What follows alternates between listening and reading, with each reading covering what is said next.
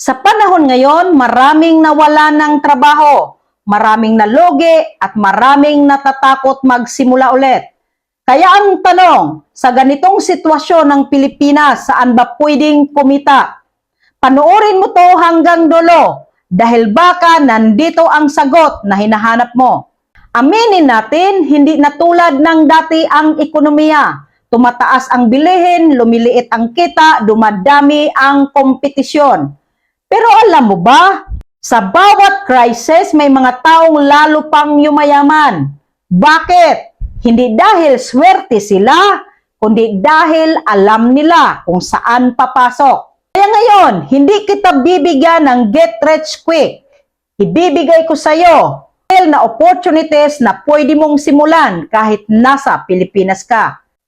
Opportunity 1, digital content creation. Kung may cellphone ka, may internet ka, may pagkakataon ka, hindi mo kailangan maging sikat agad.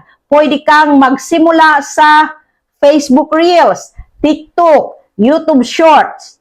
At tandaan mo, ang atensyon ngayon, pera na. Opportunity 2, online selling or reselling. Sa panahon ng crisis, mas lalong bumibili ang tao ng essential. Pwede kang magbenta ng skincare, food, supplements, UK or basic needs. Hindi mo kailangan ng malaking puhunan. Diskarte ang puhunan mo dito. Opportunity 3, freelancing. Kung may skill ka, skill sa writing, editing, design, VA work, pwede kang kumita sa international clients. Dolyar ang bayad kahit nasa Pilipinas ka. Opportunity 4, network marketing. Ito ang hindi pinapansin ng marami, pero dito maraming buhay ang nababago.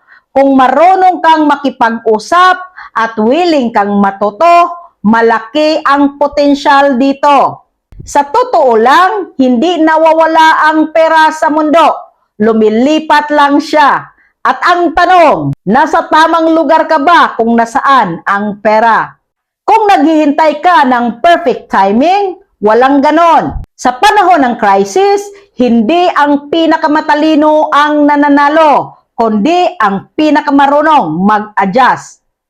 Kung gusto mong matutunan kung paano magsimula kahit zero ka ngayon, comment mo lang, simulan ko na. And see you in the comment section.